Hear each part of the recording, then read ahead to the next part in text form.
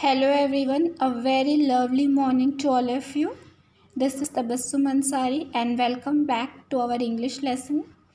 In our previous class, we have studied lesson number 1 of English course book, that is 3 questions written by Leo Tolstoy.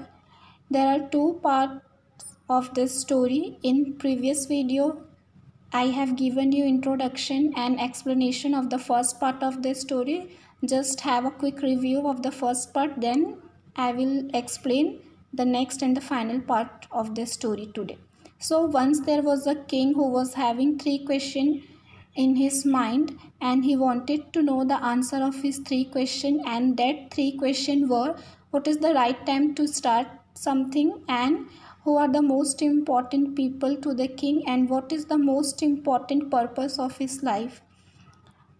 For this purpose, he sent his messenger all throughout his kingdom and promised to give a large amount of money who will answer his questions correctly. But many wise men came to meet the king, but all of them answered his questions differently. So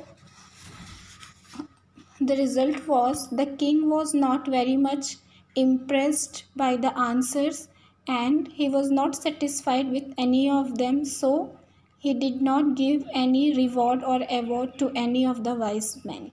And at the last he decided to meet a hermit who used to live alone and leads a simple life. That's why the king decided that he will go alone, and he dressed himself in a simple attire and left his horse with his bodyguard and went alone.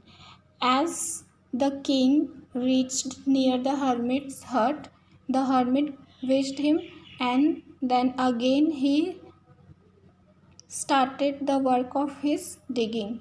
He kept himself busy in digging. The king went to the hermit and said that I came here to meet you, and I am having 3 questions, and I wanted you to answer my 3 questions. But the hermit did not pay any attention to the king's question, and he was continuously digging and did not give any response to the king's question.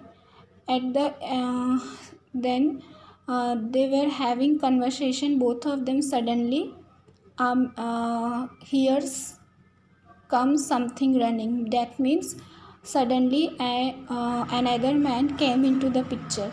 Now who was that man, why he came there, all this we will see and understand in the next part of the story. So here we are going to start our next part of the story.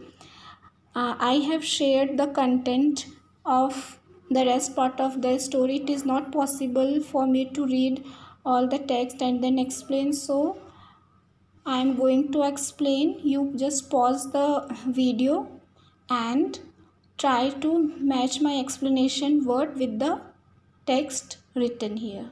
I hope you will easily understand it. So as I told you that while the hermit and the king was having conversation, suddenly a man came there running. So what happened? A man emerged from the woods. Woods means forest. He was bleeding from a terrible stomach wound. Wound means ghav. He was bleeding from a terrible stomach wound, so the king and hermit washed the wound and bandaged till the bleeding stopped. As you can see in the image, that the king and the hermit are dressing the wounded man and trying that somehow the bleeding could stop. That night, the king decided that he will stay with the hermit at his hut. The king stayed that night in the hermit's hut. Okay? Why he decided? Because he don't want to leave the hermit and the wounded man alone. He really wanted to help them. So what happened at the next morning? Next morning, the wounded man was doing better. Now he was feeling better and was gazing intently at the king. He was continuously staring at the king. He confessed to the king that he knew who the king was and that the king had executed his brother and seized his property. Seized means to take something by force. And the main intention of that wounded man to came there was to take revenge from the king. He told the king that he had come to kill the king, but the king's guard had wounded him and made peace with his enemy and promised to restore the property to the wounded man. Then, now the king reassured to the wounded man that he will not harm him anymore and he will help however and anyhow he could help, and they decided to do friendship, and he also promised that he will look after him, and he sent his doctors also to take care of him. So what happened next?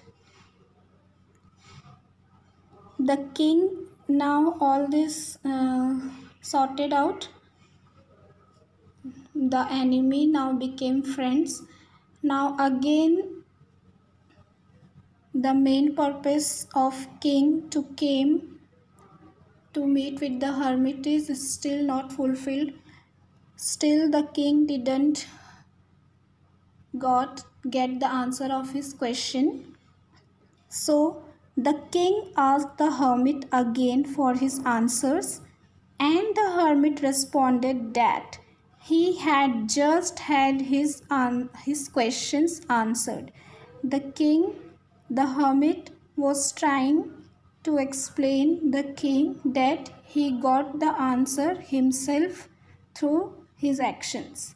Hermit says that the king had pitied his weakness and had dug those beds for him.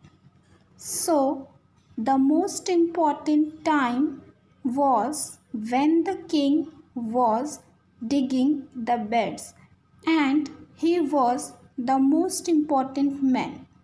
The most important time was when king was attending to the wounded man, and he was the important man at that time.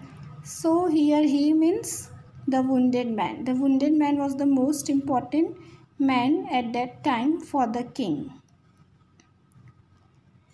So this, as you can see, this story is written by Leo Tolstoy. So what is the moral of the story? What the author wanted to convey here? Leo Tolstoy from this short story tries to convey to that a person can be successful and will never fail in life if he followed the three things. And what are that three things? That the most important time is now the present time. The present is the only time over which we have power. So I hope the story is clear to you. I would like to say, be not afraid of growing slowly, but afraid of standing still. Okay, have a nice day. Bye-bye. Just go through the lesson once again, and if you having any doubt, then you can ask me. In our next lesson, we will start poem number 1, that is The Squirrel. Till then, take care. Bye-bye. Stay healthy, stay happy.